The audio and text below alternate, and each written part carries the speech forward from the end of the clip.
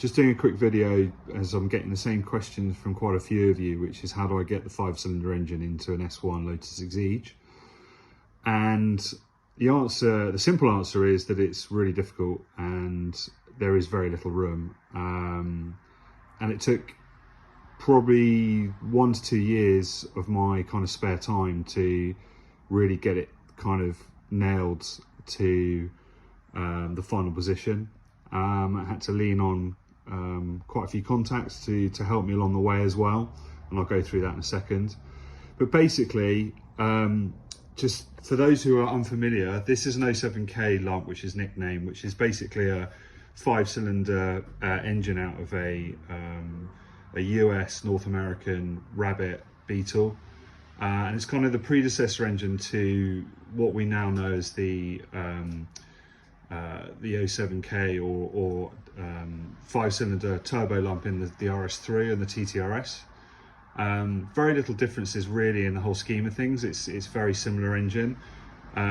There's some differences obviously. One's turbocharged from the factory, one isn't. Obviously the RS3 has direct injection, obviously not port injection like this one has. And you know, things like this has got a single variable cam, whereas the other engine has 2. And there's a number of other small changes, but effectively it's the same engine. And so just to go through it quickly, I've mated this to basically a Seat Leon Cupra R O2M 6-speed front wheel drive gearbox, which effectively is a rear wheel drive gearbox in this setup.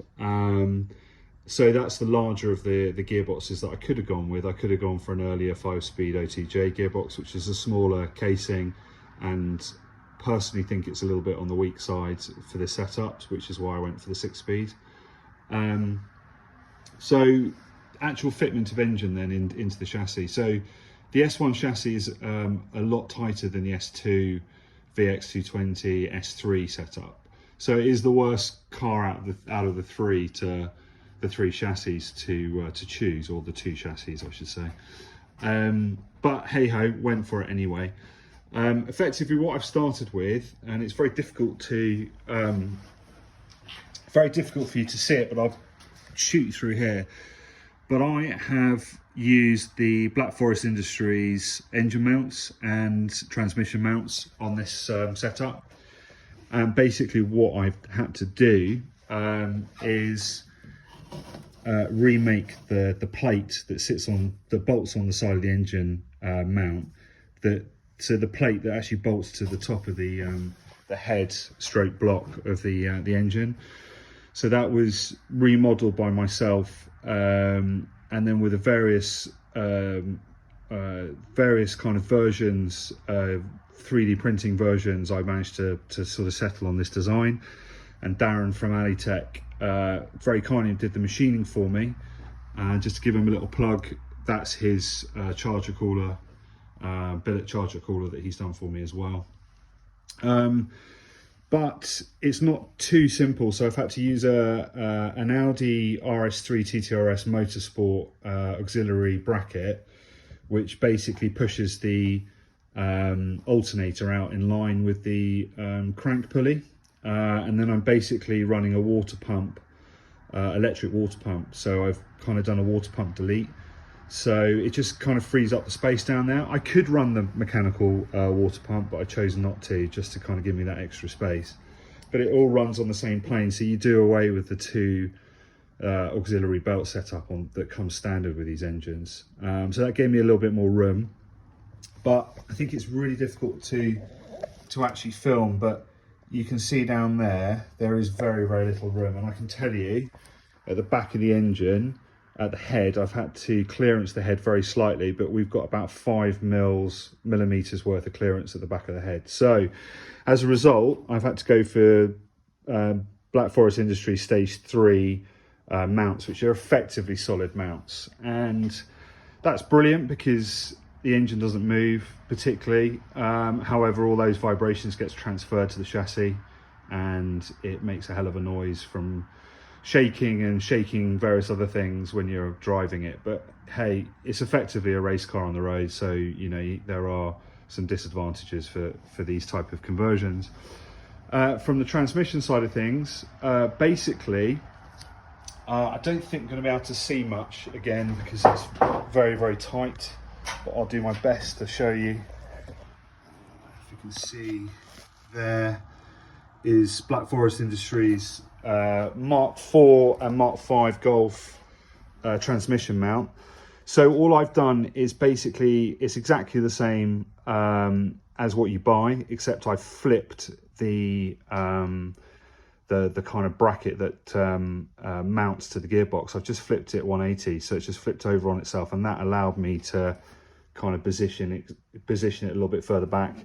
But effectively that's standard, and that sits on the Lotus chassis really, like pretty much in the factory position. The engine side, however, I've had to actually take I've actually had to cut the effectively the bracket that bonds to the chassis. I've had to cut it and reduce it in size and re-epoxy it. So I've actually had to do quite a lot of work to gain the clearances on that side. The last thing to discuss is the front and rear clearances. Now, quite difficult again to see, but those of you who are familiar with these conversions, the O2M gearbox that sits here, what gets very, very close is the speed sensor at the back of the engine, sits very close to the Lotus subframe, and that's my only area of concern. We're talking probably about 5-6 mil from the inside of the subframe, so we've got some very tight tolerances, which is why I had to go for the pretty much the solid engine mount setup.